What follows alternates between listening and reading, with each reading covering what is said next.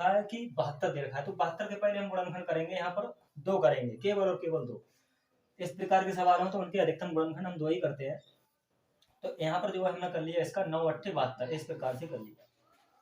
अब यहाँ पर हम देखते हैं ये संख्या हमारे लिए 9 से विभाज्य कब होगी। अब ये इन दोनों संख्याओं के द्वारा हम इसके लिए x और y का मान फाइंड करते हैं। तो यहाँ पर 9 और 8 से विभाजिता का नियम जो होगा, ये लास्ट की 3 अंक संख्या जो होती है, लास्ट के इकाई दहाई सैकड़ा जो होते हैं हमारे 8 से पूर्ण रूप से विभाज्य होते हैं, तभी हमारे लिए यहाँ से जो है y का मान निकल के आएगा। 8 से विभाजिता का नियम भी है, इकाई दहाई और सैकड़ा जो तीनों होते हैं 8 से विभाज्य होते हैं। तो यहाँ पर हम निकाल लेंगे 7 8 और y, इनसे हम क्या दे देंगे, 8 से भाग दे देंगे। यह करके हम निकाल सकते हैं, 8 को यहाँ से भाग देते हैं, 7 8 22, और यहाँ से निकालेंगे 8 ने 72 होता है, कितना बचेगा, यहाँ पर 6 बचेगा। y को लिखेंगे, लेकिन y का मान यहाँ पर कितना होना चाहिए, तो यहाँ पर y का मान होना चाहिए 4। कितना होना चाहिए, तब यहाँ पर 8 8 कितना हो जाएगा, 64, जो हमारा y का मान निकल के आ जाएगा। यहाँ पर शून्य बच जाएगा, तो y का मान आ गया 4। ऐसे ही हम x का मान निकालेंगे, तो यहाँ पर क्या करेंगे, 9 प्लस का 8 प्लस के 5 प्लस के x प्लस के 3 प्लस के 6 प्लस के 7 प्लस के 8 और प्लस के 12। ये हमने इसलिए प्लस प्लस लिखा क्योंकि जो यहाँ पर 9 से विभाजिता का नियम है कि सभी 9 से और 3 का सेम ही है, एक ही पैटर्न है कि 9 और 3 जो संख्याएं हैं, जो यहाँ पर संख्याएं दे रखी हैं, उनके अंकों का योग 3 या 9 से विभाज्य होगा, तो हमारी संख्या 9 या 3 से विभाज्य पूर्ण रूप से हो जाएगी और हमारे लिए यहाँ पर x का मान निकल के आ जाएगा। तो यहाँ पर हम 9 से विभाज्य कर रहे हैं क्योंकि यहाँ पर 9 दे रखा है, 8 से तो आ गया हमारा y का मान। तो यहाँ पर x की जगह पर, y की जगह पर हम 4 भी यहाँ पर पुट कर सकते हैं। तो यहाँ पर हम x की जगह पर क्या रख सकते हैं, यहाँ पर y की जगह पर 4 मान पुट कर सकते हैं। लेकिन यहाँ पर हमारे पास में क्या आ रहा है, 9 आ रहा है, तो हम 9 से विभाजिता का नियम है, जोड़ेंगे 9 और 8 17, 17 5 22 और 3 25, 25 और 6 31 और 7 38 और 8 46 और 4 50, 50 प्लस का हमारे पास आ गया x। ये x आएगा, चर संख्या है x, इसलिए हम जोड़ नहीं सकते। यहाँ पर 9 आ गया। x का मान कितना होना चाहिए, 50 के आसपास में आती है, 9 छक 54, तो 9 छक 54 होती है, लेकिन 50 पहले दे रखा है, तो x का मान 4 आ जाएगा। तो 50 और 4 कितना, 54 हो जाएगा, जो 9 छक 54 हो जाएगा। इसलिए हमारे लिए इससे कोई मतलब नहीं, हमारे लिए इससे इसका संबंध है, ये तो कट के 6 आ जाएगा।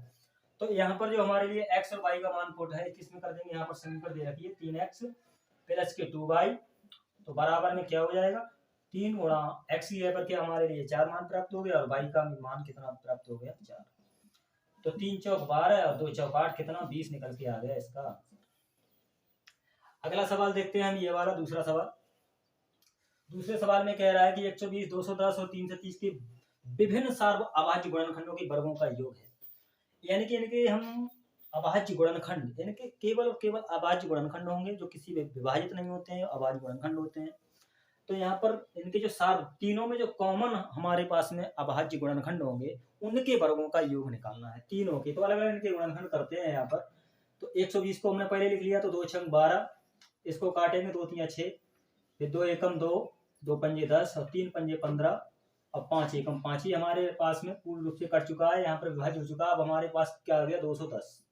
इसे काटेंगे क्योंकि लास्ट में सम संख्या 2 से ही पहले स्टार्ट करेंगे, 2 एकम 2 और 2 पंजे 10, बीच में 0 लगाएंगे।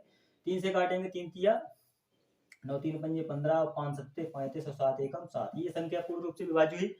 उसके बाद में क्या देखते हैं, यहाँ पर 330,